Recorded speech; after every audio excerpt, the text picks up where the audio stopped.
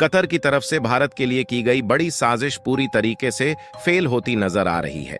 जहां कुछ दिन पहले पिछले वीडियो में हमने आपको बताया था कि कतर ने अपनी काफी बड़ी गैस सप्लाई चाइना की ओर मोड़ दी है, लेकिन कतर की तरफ से लिया गया यह फैसला सिर्फ उनको अपनी गैस बेचना नहीं था, बल्कि भारत के लिए एक नई समस्या खड़ा करना था। जहां ग्राउंड रियलिटी ये है कि भारत अपनी टोटल गैस जरूरतों का करीब 48% हिस्सा गैस कतर से ही आयात करता है। अगर अचानक कतर गैस सप्लाई रोक देता है तो भारत को काफी ज्यादा डिस्टरबेंस इसकी वजह से फेस करनी पड़ेगी। आज भारत के अंदर पावर जनरेशन से लेकर के ट्रांसपोर्टेशन सेक्टर में एलएनजी का काफी ज्यादा उपयोग किया जा रहा है, लेकिन अब चाहे कतर भारत को पूरी तरीके से अपनी गैस सप्लाई रोक भी देता है, तब भी भारत के पास दो बड़े ऑप्शन आ चुके हैं। पूरी डेवलपमेंट क्या है इस वीडियो में समझते हैं। भारत जिस तरह से कतर को सबक सिखा रहा है, उसके लिए इस वीडियो को एक लाइक जरूर करें। साथ ही इसी तरह और भी नॉलेजेबल वीडियो देखने के लिए चैनल को सब्सक्राइब जरूर कीजिएगा। मेन खबर को समझने से पहले कुछ बेसिक चीजें ज्यादा जरूरी है, जिससे यह खबर पूरी तरीके से आपको समझ में आ जाएगी। असल में दोस्तों बात है, जब रसिया यूक्रेन वॉर शुरू होता है तो रशिया के ऊपर अमेरिका सहित यूरोपीय देश सेंसर्स लगा देते हैं, जिससे Russia crude oil and gas जो काफी लार्ज अमाउंट में यूरोप के अंदर बेच रहा था, उनकी सप्लाई रुक जाती है। और वहीं रशिया भारत की ओर मुड़ जाता है और भारत को डिस्काउंट पर ऑयल ऑफर कर देता है। भारत भारी मात्रा में रशिया से क्रूड ऑयल परचेज करना शुरू कर देता है। लेकिन इस दौरान भारत जिन देशों से पहले बड़ी मात्रा में कच्चा तेल खरीदा करता था, उनका स्थान नीचे जा चुका था। और कहीं ना कहीं अमेरिका के मन में भी यह बात खल रही थी कि भारत कहीं ना कहीं इनडायरेक्टली ही रशिया की मदद कर रहा है। लेकिन अमेरिका सीधे तौर पर भारत को वार्निंग या फिर चेतावनी दे सकता था कि आप रशिया से कच्चा तेल न खरीदें। हालांकि अमेरिका की तरफ से कई बार इन चीजों को रेस्ट्रिक्ट करने की कोशिश की गई है, भले ही सीधे तौर पर यह शब्द अमेरिका ने नहीं बोले। अगर ध्यान से समझें तो सबसे पहले ऑयल प्रोडक्शन को कट करने का डिसीजन सऊदी अरेबिया की तरफ से लिया गया। आज देखा जाए तो सऊदी अरेबिया के अंदर अमेरिका का सबसे ज्यादा इन्फ्लुएंस है। वह अपने कई बड़े फैसले अमेरिका के दम पर ही लेते हैं। यहां तक कि कब उनको प्रोडक्शन कट करना है और कब बढ़ाना है, ये सारे डिसीजन अमेरिका की तरफ से ही लिए जाते हैं। हालांकि उस दौरान भारत सऊदी अरेबिया से कच्चा तेल बड़े अमाउंट में नहीं खरीद रहा था, लेकिन अमेरिका के कहने पर प्रोडक्शन सऊदी की तरफ से कट किए जाते हैं। और इसी को देखते हुए रशिया भी ऑयल प्रोडक्शन कट कर देता है। एक रिपोर्ट के मुताबिक लास्ट ईयर सऊदी अरेबिया जो करीब 9 million barrel crude oil produce कर रहा था, उसमें से 1 मिलियन बैरल कट कर दिया जाता है। वहीं रशिया और ज्यादा अपने ऑयल प्रोडक्शन कट करता है। जो पहले 5 लाख बैरल थे, उन्हें 3 लाख कर दिया जाता है। जहां ऑयल प्रोडक्शन कट करने से पहले क्रूड ऑयल के प्राइस $85 पर बैरल थे, वहीं ऑयल प्रोडक्शन कट करते ही यह 98 पहुंच गए।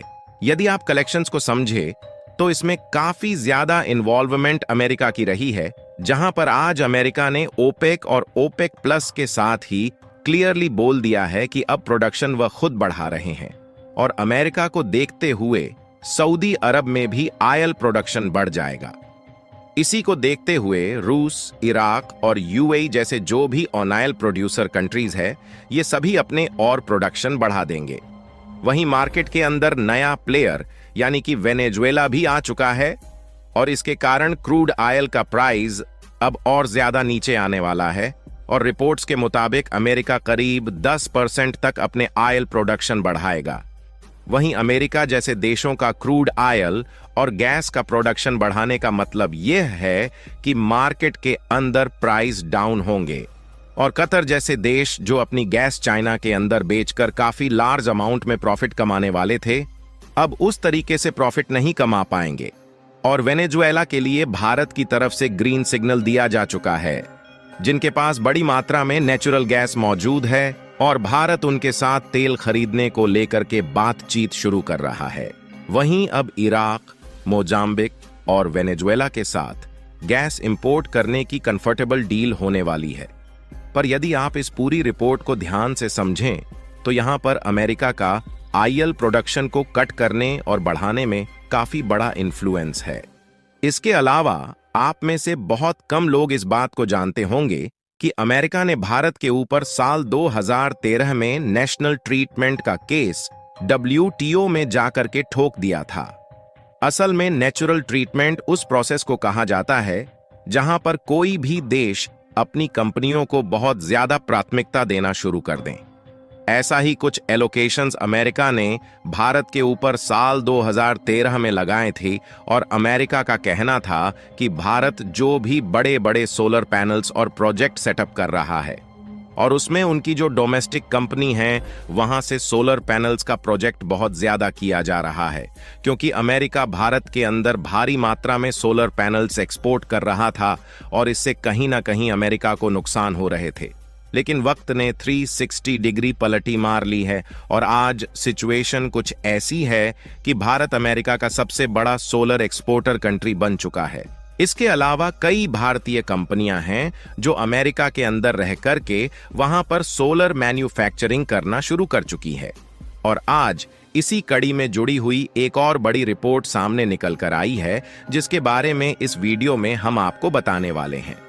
दोस्तों, रिसेंटली ही रेटिंग एजेंसी इंफ्रा की रिपोर्ट के मुताबिक वर्ष 2024 की पहली छमाही में भारत से एक्सपोर्ट होने वाले सोलर सेल्स और मॉड्यूल्स करीब 8,360 करोड़ रुपए के हो जाएंगे, बल्कि पिछले साल में सिर्फ 1,453 करोड़ रुपए के थे। यानी कि इस इंडस्ट्री में भारत ने काफी बड़े पोटेंशियल हासिल किया है।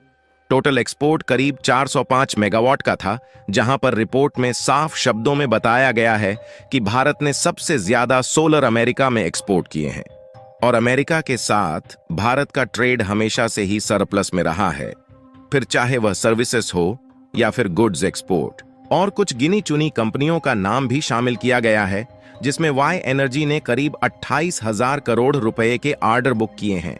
और वाई एनर्जी भारत के अंदर काफी बड़ी मात्रा में सोलर इंस्टॉल करने का काम करती है और करीब 85% ऑर्डर इनके हमेशा से ही सोल्ड आउट हो जाते हैं। और majority Bharat, America, Canada, Europe जैसे कई और देशों के अंदर सोलर एक्सपोर्ट करता है। लेकिन यह एक्सपोर्ट सिर्फ यहीं पर नहीं रुकने वाला है, बिकॉज 2024 में टाटा पावर की तरफ से तमिलनाडु में करीब 4.3 गीगावाट के सोलर सेल्स मॉड्यूल के प्लान को लगाने की पूरी तैयारी शुरू की जा चुकी है और जिससे अंतरराष्ट्रीय स्तर पर टाटा की तरफ से भी सोलर एक्सपोर्ट किए जाएंगे।